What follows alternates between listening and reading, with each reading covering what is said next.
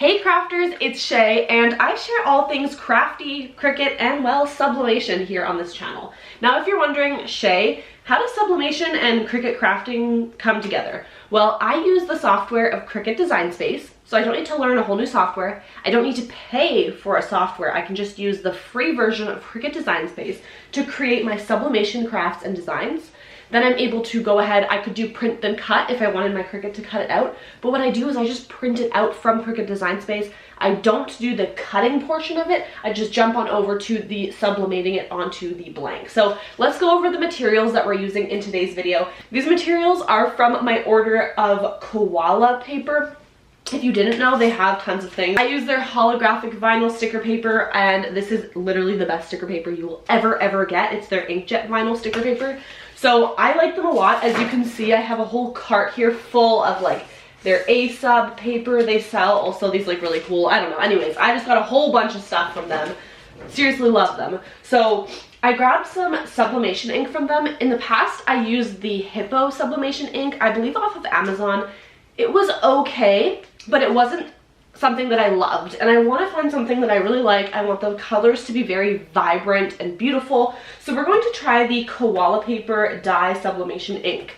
I do not have a sublimation printer. I use my Epson EcoTank 2850 that I converted into a sublimation printer, and what I mean by converted is I quite literally just took the sublimation ink, poured it inside, and I have a video showing you exactly how to do that. It took less than 5 minutes to do it. I'm gonna leave it right up here for you so you can do that as well. The settings and everything are in there, so you can pull all of that up and do it yourself for a much cheaper price, like a few $100, and you have a sublimation printer ready to go.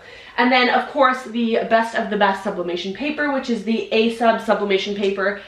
Literally the one that you're going to see top in the sublimation craft world. So it's my favorite, and I also get it from koala paper. I will leave it linked down below because they have it on Amazon as well as koala paper.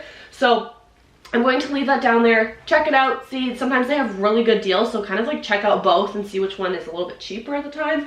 But that's where I get my stuff from. I also picked up these blanks from Michaels. They were $3.99 Canadian. They're little sublimation blanks. These ones are wood, but they also had ceramic ones. The reason I went with the wood was because I have kids, and they're going to be gifts for people that have either grandchildren or kids. So I prefer them to not be breakable. I also picked up some other sublimation blanks, which we'll be doing in a few other Craftmas videos, but we need to kind of break it down. So we're gonna hop into it. I'm just going to put in my sublimation ink, and then we're gonna get started with our print. So it's time to hop on over to Cricut Design Space and start creating our design. The first step we need to do is go on over to upload. I'm going to upload some JPEG images, or you could do a PNG image as well. So I'm going to select complex. On this screen, we're not doing anything. We're just going to continue. And here I'm selecting print then cut image. Click on the image you want and add to canvas. It's as simple as that. Essentially, you're just uploading it as a print then cut file. I'm going to go ahead and lock it so that I can adjust the sizing without it morphing into a different type of photo. And then now I can go ahead and create a guide. This guide is going to be a template for my ornament. So I'm going over to the shapes, I'm selecting this circle, and I'm sizing it to where I need it to be.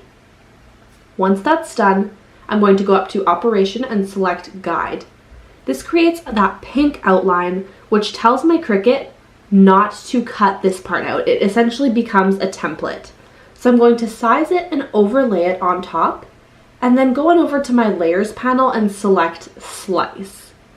Now that I've done that, I'm going to repeat this step for the amount of ornaments that I need. Now it's time to select make it. With sublimation, you want to make sure you mirror your image. Super important step. And then you're going to go ahead and send to printer. I'm going ahead and pressing on the sublimation printer because I have multiple printers, so I want to make sure it's going to the right one. And then I prefer to remove bleed for my sublimation projects. It's completely up to you, personal preference, but that's mine. So I'm going to grab my sublimation paper and get started. Really see which side is the back. It has the writing, and then we're just going to load it into the printer. Perfect. So that's one. While that's happening, I'm just going to cut off these ribbon. I purchased other ribbon that I think will be a lot cuter, so we're just going to cut off this ugly red ribbon to all of them. Plus it'll be easier to press without that on there. If you're new to sublimation, I wanted to point out, so these ones are sublimation ready, and what that means is it has that special coating which allows the sublimation ink to be quite literally transferred or infused into the material instead of overlaying it on top like vinyl. So when you are doing sublimation, you do need to use certain blanks that are prepared for sublimation. If you're using shirts, you need to use a higher count of polyester, for example, and things like that. You cannot just pick up any old craft blank and use it for sublimation. It has to be for sublimation specifically. You can buy products to add to blanks, and that just kind of extends it and just is a whole other complicated issue, but essentially search for sublimation blanks. You can get them wholesale as well, which is really great. So we have our prints here. I'm not going to be using my Cricut now, so I can actually turn it off. I just use it for Cricut Design Space.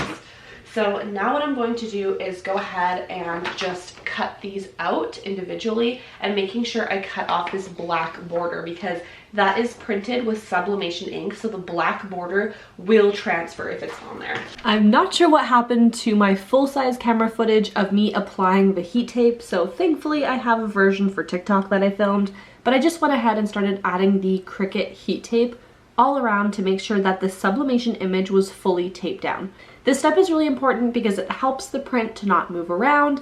It makes it so that I can get an even and solid press across the entire blank, and it's just a really great way to make sure it's secured on there. So I went ahead and overlaid that footage for you, and then we're going to start up the press.